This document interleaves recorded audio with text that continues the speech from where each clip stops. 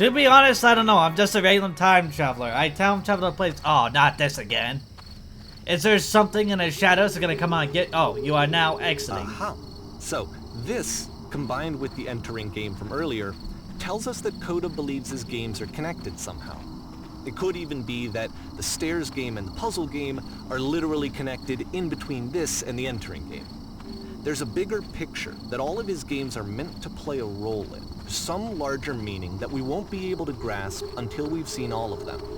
And once we have, we can step back and start to understand what exactly that bigger picture is. And what is the big picture? Ah, now we're time traveling to March 2009. Alright, what else? The Great and Lovely Descent.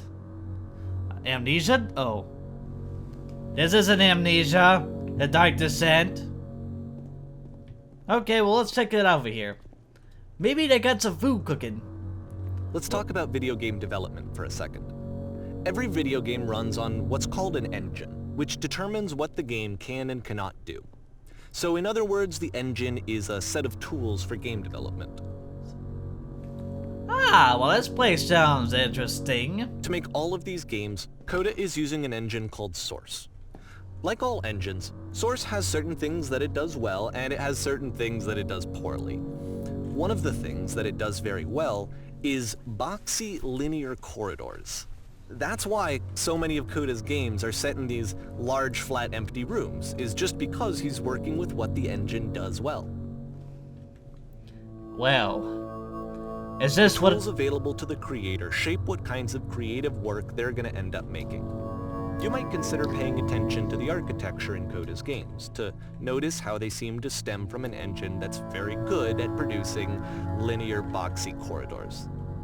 Wee whack! Hey, I didn't break a bone. Now that's funny. Alright, let me see if this is actually quick. Oh no, actually, this isn't so bad. Well, whoa. I don't know what this developer was thinking, but it looks like he was testing things out, it seems. So where am I going? Am I going all the way down here just to find the food? Because there was no food upstairs. I'm disappointed. Oh wait, is that a black hole? Oh, is that what the food is? Gah! Who has my food? Are you a granola bar? What are you? You're just a light source with an invisible wall to attached. Pity. Anywho, about this game, this is called The Beginner's Guide. And it's a narrative story, so like I said, I'm not going to be doing a whole lot of talking. The narrative's going to be doing a lot of talking for me. What's happening? I don't like this place. Hey!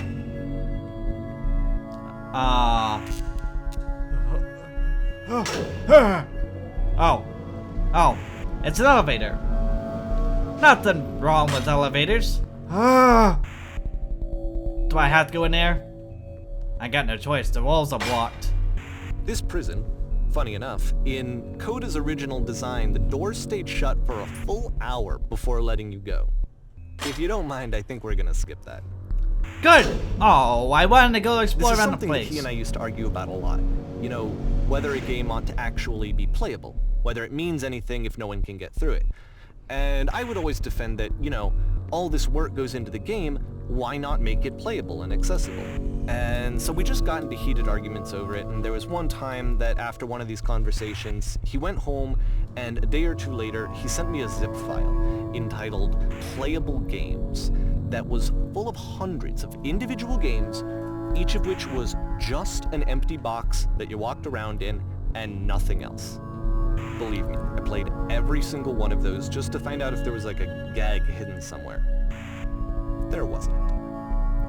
The game music seems way too loud. I can't really hear the narrative too well.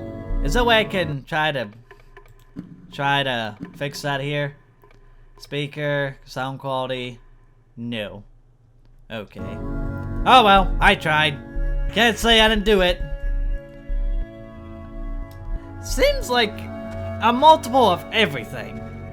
I mean, it's like there's part of Half-Life, Counter-Strike, and Portal. It's the puzzle again, with the exact same solution as the last time. Oh yeah? I hope. Oh yes. Good, There's and still not lying no to me. clear indication of what makes this puzzle so special that Coda is going to return to it over and over. But I promise I'll share with you my interpretation very shortly. You better. I recorded this video for everybody who's watching this, and they need to know what exactly is beginner's guide. Oh.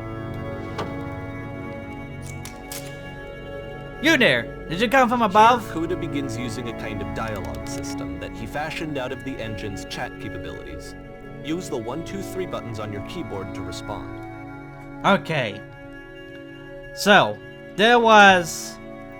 I was spent in a prison for hours. That's the world above. You've been there. Now this is important. Do you have to get through the puzzle with 2 doors with switches? Yes, I did. It was tough. Again, perfect. Now please, tell us how you solved it. Tell us the solution. Tell us how to get to the other side.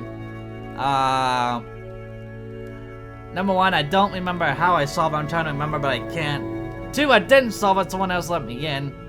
I'm gonna say someone else let me in. You didn't solve it? So, you have learned nothing. You cannot help us escape this prison. You are not the one I need. Surely there will be someone else. Whatever you say.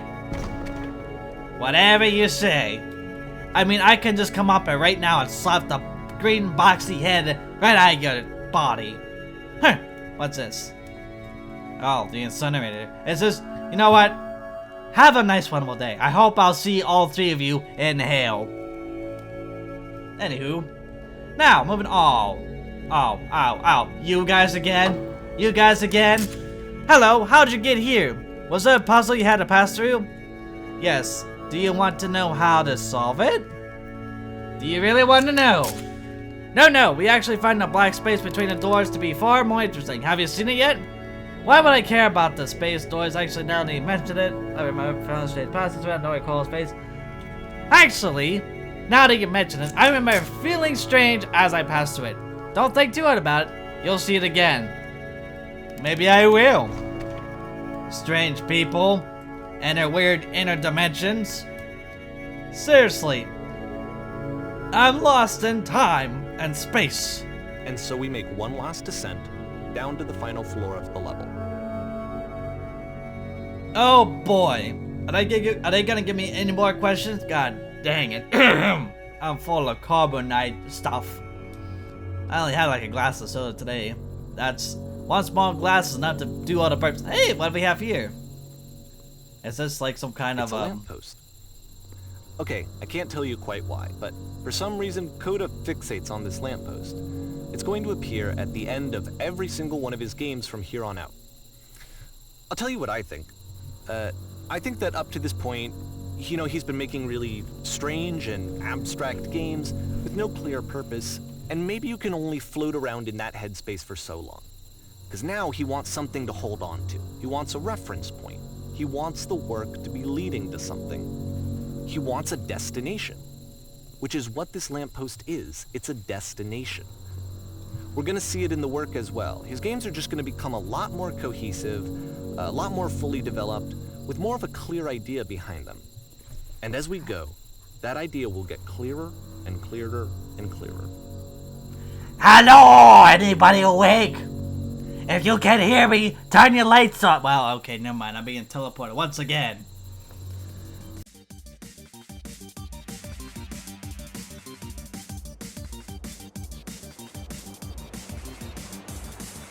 The environment.